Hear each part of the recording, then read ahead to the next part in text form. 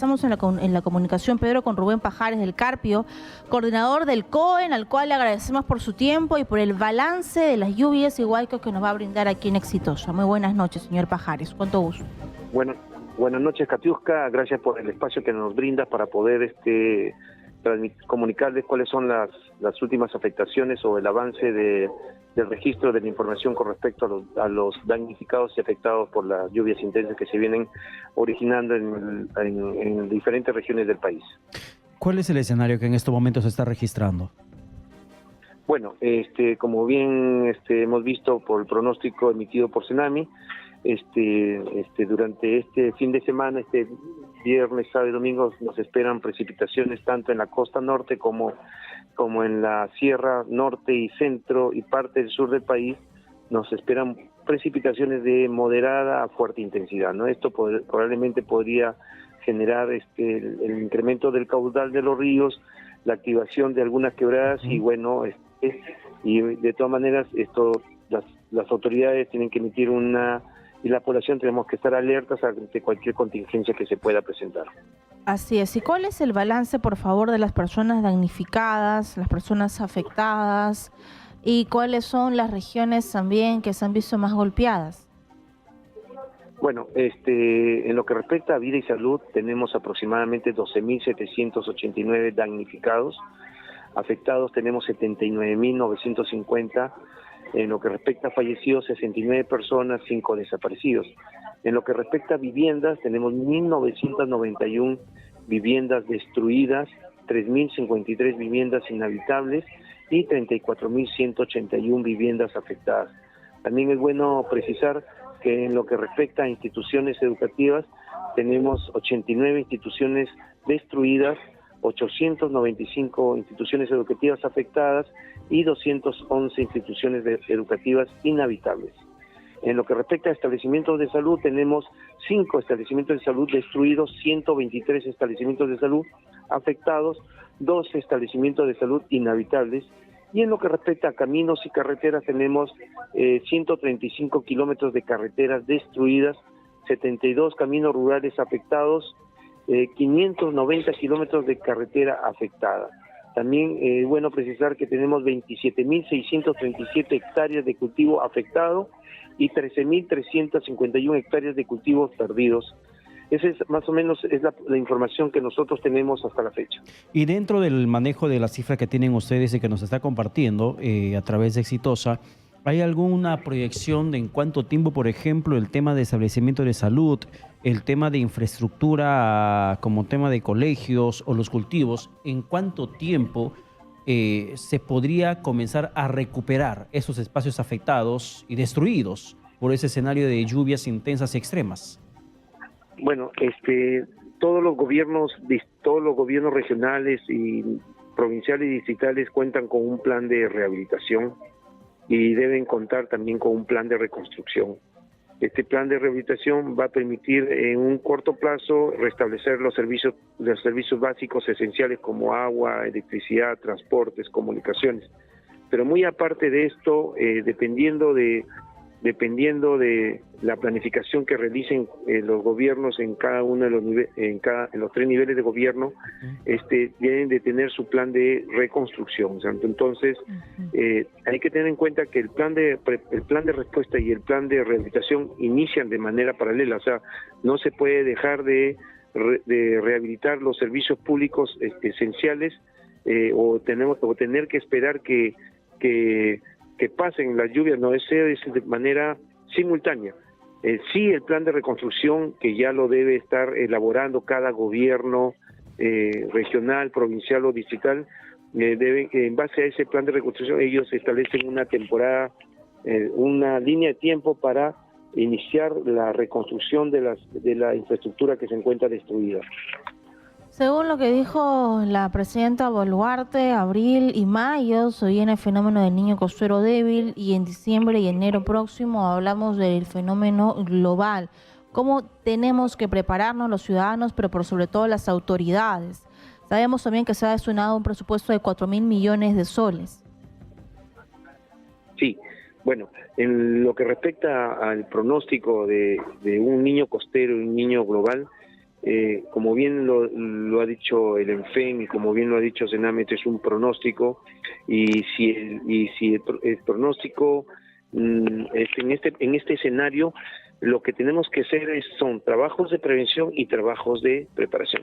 Por supuesto, en las condiciones en las que se encuentran ahorita los ríos, no podemos decir que no se puede realizar trabajos de prevención. Yo creo que sí existe ya la ingeniería civil ha avanzado en el tema de construcción de obras civiles, como encauzamiento de quebradas, como en el tema de colocación de gaviones, enrocamiento, de comentación, sí se puede. Entonces, yo creo que en lo que va desde este momento a lo que va hacia adelante, tenemos que realizar trabajos de prevención y a la vez trabajos de preparación para la población, planes de contingencia, planes familiares de emergencia, organizar a la comunidad, un plan comunitario de emergencia con un sistema de alerta, de tal manera que pueda la población estar preparada y ante una contingencia, ¿no? Definitivamente los trabajos de prevención se tienen que realizar ya. Esa responsabilidad recae en las autoridades, en el gobernador regional, en los alcaldes provinciales y distritales, y también con el apoyo del gobierno central. Dentro de lo que significa la prevención de estos riesgos frente a los desastres, ¿ya actualizaron los gobiernos locales sus mapas de riesgo, sus planes de acción frente al escenario que se va a registrar con el niño costero, el niño global, como maneja información el Estado? Bueno, de todas maneras, para poder ejecutar estos planes de prevención y reducción del riesgo, tienen que estar enmarcados en un escenario de riesgos. Entonces, la autoridad tiene que conocer cuáles son los peligros a los cuales se encuentra expuesta su jurisdicción. Conociendo los peligros y conociendo la vulnerabilidad, es que se ejecutan estos planes de prevención y reducción del riesgo. Entonces, hay varios factores que determinan el nivel de vulnerabilidad. No nos olvidemos que el riesgo es el producto del peligro por la vulnerabilidad. El peligro puede ser lluvias intensas con sus peligros asociados, las lluvias que son el factor, es uno de los factores que generan otros peligros asociados, y en base a ese peligro y en base a la población expuesta, a las viviendas expuestas, en base al nivel de fragilidad de las viviendas, es que nosotros determinamos el nivel de riesgo, y en base al nivel de riesgo se genera un escenario de riesgo, y en base a ese escenario de riesgo se prepara un plan de prevención y reducción del riesgo, y sobre ese riesgo residual se generan planes de preparación, planes de respuesta, planes de operaciones de emergencia y planes de contingencia. Y ya todos los gobiernos locales y regionales están asesorados, porque recuerdo haber hablado con una autoridad que decía ni siquiera han estado en el SINPAG, el Sistema Nacional de Información para la Prevención y Atención de Desastres, ni siquiera han subido ahí lo que corresponde, que son los datos de las personas que están afectadas en este momento, los bonos que se van a dar, no están actualizados. Entonces, importante que ellos sepan cómo utilizarlo y cómo las regiones o zonas más alejadas que, por ejemplo, no tienen acceso a Internet, puedan tener ustedes esta coordinación con ellos. Sí, el Instituto Nacional de Defensa Civil, a través de sus direcciones desconcentradas del INDECI, vienen brindando la asistencia técnica y el acompañamiento de las emergencias. En estos momentos ya tenemos personas del INDECI que son que pertenecen al grupo de intervención rápida para desastres, que se encuentran desplegadas en diferentes regiones del país, justamente acompañando a la autoridad, brindando la asistencia técnica a la autoridad. Por ejemplo, tenemos a la División Desconcentrada de Lima Metropolitana y Callao, que entre el día de ayer y el día de hoy, en coordinación con la autoridad local, se han reunido con más o menos aproximadamente 100 voluntarios. ¿Qué es lo que se está haciendo? Se está capacitando a esos voluntarios en lo que respecta a la evaluación de daños y análisis de necesidades. Esta es una evaluación que se requiere justamente para determinar cuál es el impacto de esta emergencia que se han presentado, que se vienen presentando. Sin esa información es imposible atender de manera oportuna y eficiente a la población. Entonces, esta evaluación de daños es responsabilidad del gobierno local, del distrito, hacer la evaluación de daños, subir esa información en el Sistema de Información Nacional para la Respuesta y la Rehabilitación, que es un documento fuente e información importante justamente para llevar la atención a los damnificados y los afectados. Y es algo que en la actualidad se viene adoleciendo. ¿Por qué? Porque las autoridades desconocen los procesos de la gestión del riesgo de desastres, desconocen cómo se tiene que hacer la evaluación de daños, cómo que se tiene que hacer el registro, los formularios que se incorporan en esta evaluación de daños. Lo que estamos viendo en las imágenes es una situación catastrófica, lo que está pasando en el país, lo que pasó en los últimos días y lo que seguirá pasando según lo que anunció el gobierno el día de hoy en conferencia de prensa con la presidenta a la cabeza.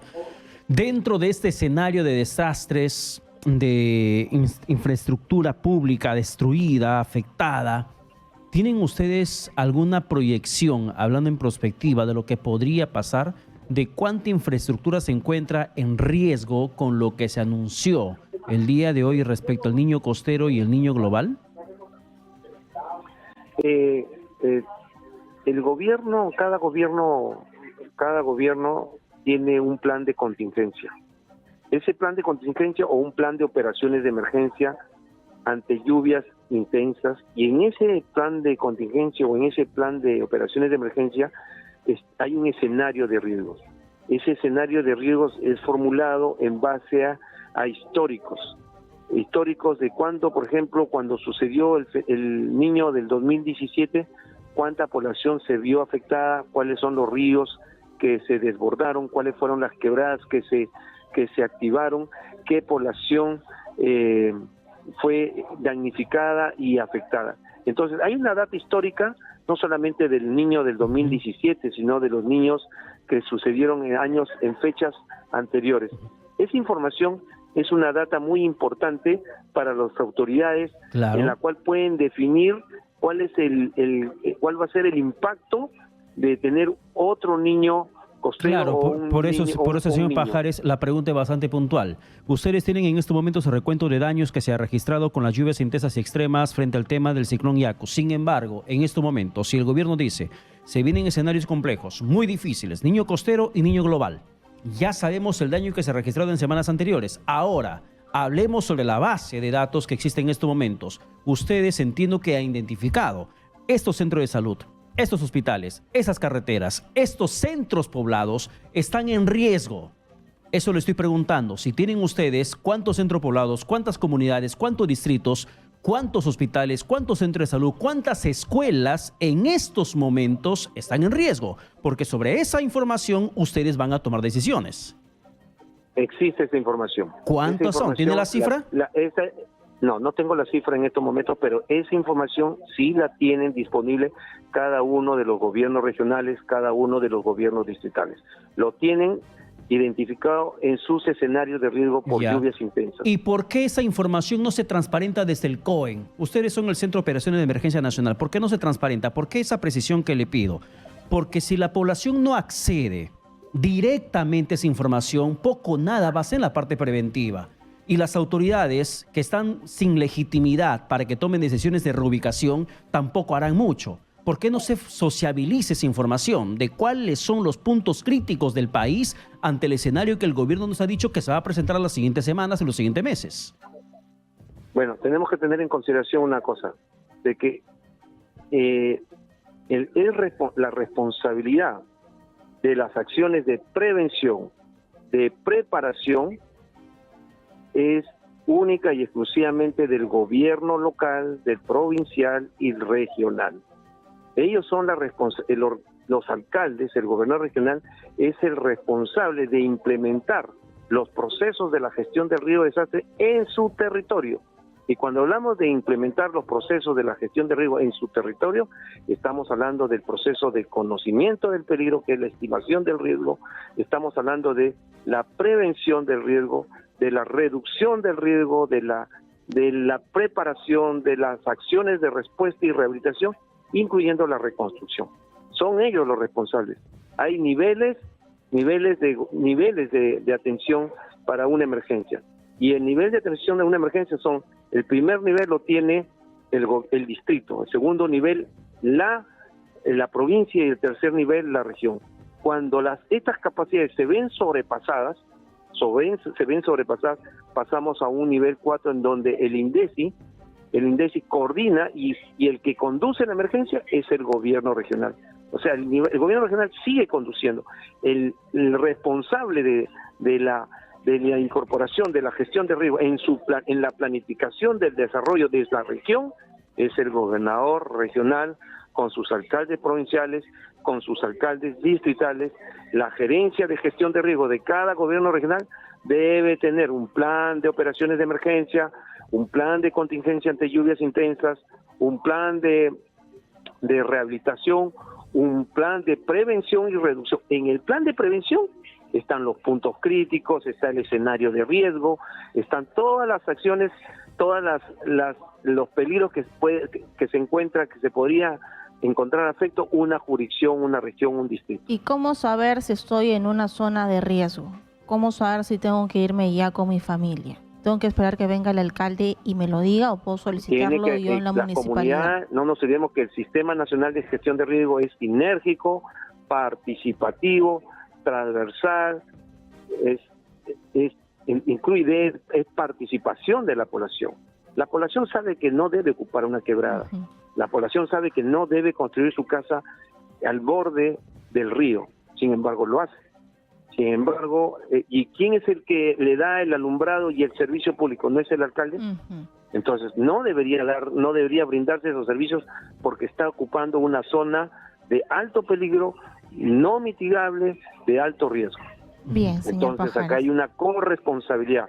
Hay una responsabilidad por parte de la autoridad y una responsabilidad por parte de la población. Pero también debemos debemos de conocer cuál es el peligro al cual nos encontramos expuestos.